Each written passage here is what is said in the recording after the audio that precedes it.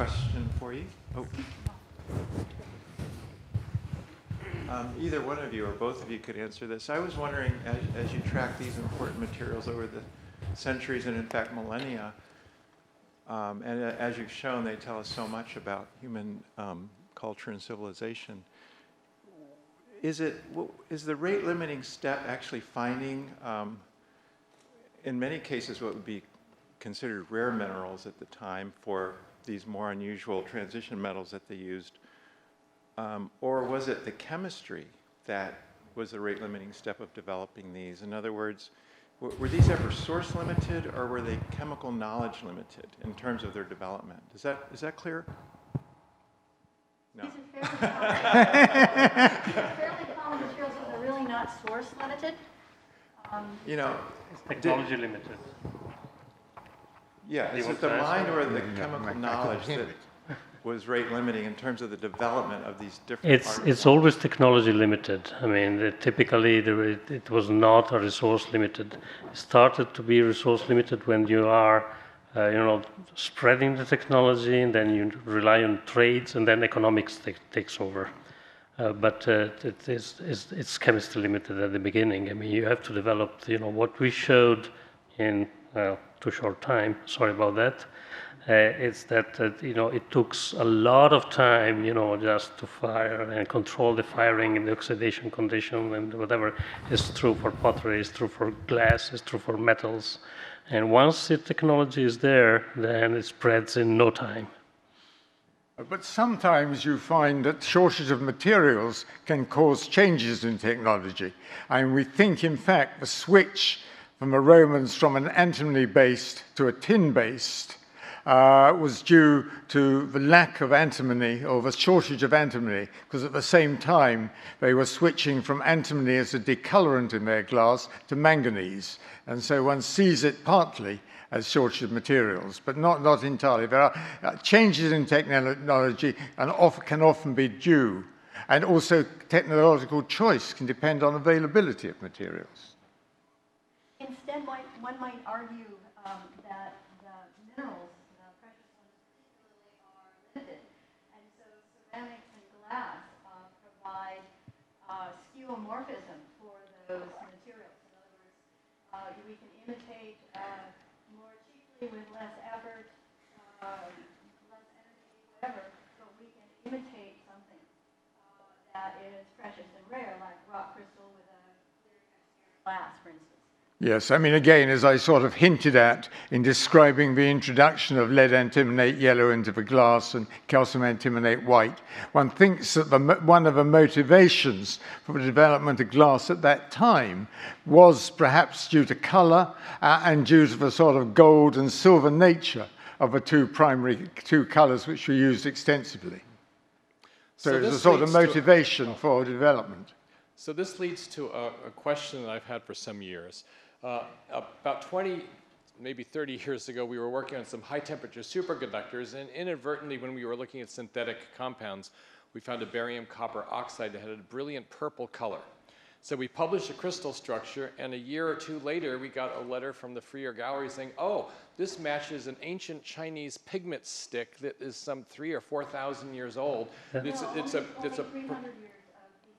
300 BC, was it? Okay. Yeah, that's a hand purple. But the thing that was amazing, it apparently was not something that was well known to the synthetic chemist community, but this had been synthesized in China. So my question is, was there a systematic effort by certain scholars in the ancient times to synthesize many different kinds of things to look for pigments, or what was the process of discovery 2,000 years ago? Experiment with materials. Chinese happened to have a barium material which helped produce colors, so they produced those colors. In Egypt, the same sort of thing was used by calcium copper silicate. So it is availability that sort of drives it to some extent. Do you have a sense whether availability of minerals? So it is very much mineralogy. So do you have a sense whether this was the artisans who were just trying different things with their clay pots, or was there a separate class of people who were doing scholarly investigation? In other words, Still Stanley Smith would argue that people play around with materials from the Paleolithic on, and then they're experimenting with fire and throwing things into the fire at night and looking to see what happens.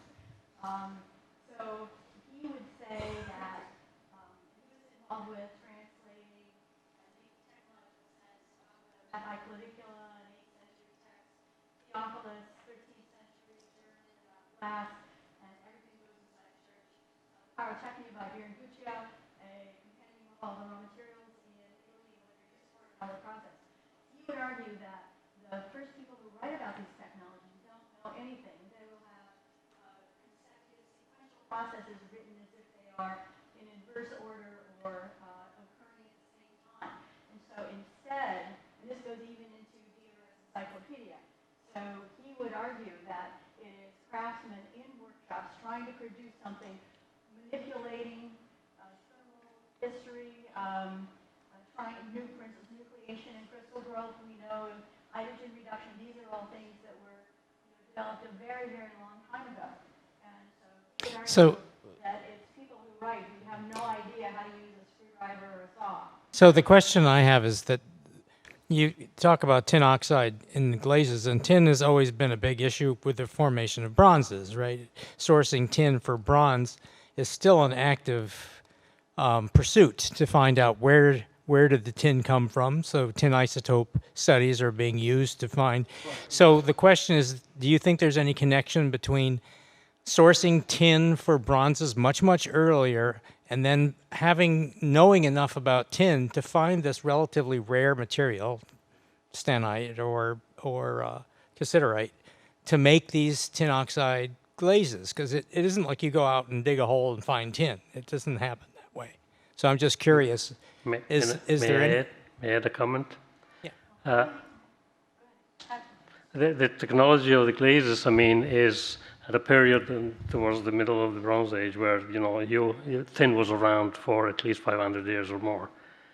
And for the tracing of tin, the two sources, of course, are the Atlantic provinces, not only Cornwall, but Brittany and Iberia, and also, the East, whatever, Afghanistan, China, and Kazakhstan.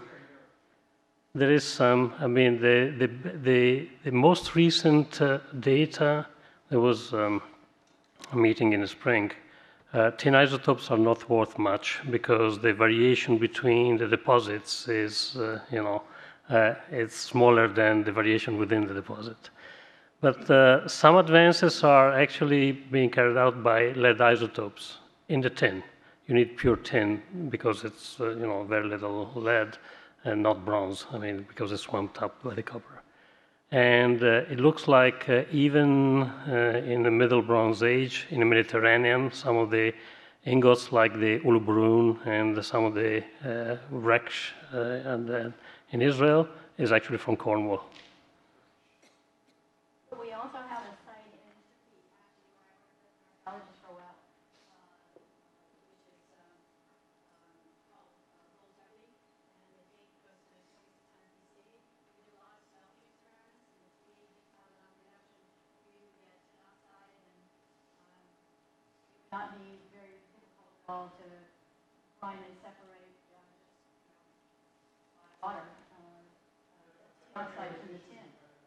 But nobody used the tin oxide until much later. That's right, that's right. As far as glass and glaze as tin oxide, it really wasn't until about the 4th century AD. Driven by the absence of antimony, knowledge of tin, which was being used for bronze quite extensively.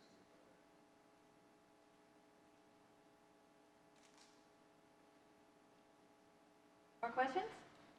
Thank you very much. We have time. I'll ask you a question. Okay. Mike, I wasn't really aware that these lead-based compounds were so common in the early glazes. Were there any? Sorry? I was not aware that these lead-based compounds were used in the glazes. Was there any kind of health effect, or is that really bound in the glaze? And People didn't live for very long. okay.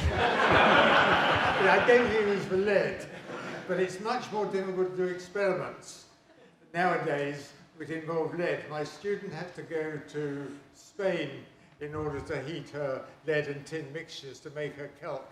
And the Oxford Health and Safety people were horrified that she hadn't gone to them first. They gave her blood tests so that she wouldn't be able to sue them later. Oh, gee. So doing these experiments, when I first did things with lead glazes, it was perfectly straightforward. You could, well, certainly a glaze. But now, of course, it all has to be done in fume cupboards, carefully. Okay. Thank you. All right, well, thanks very much.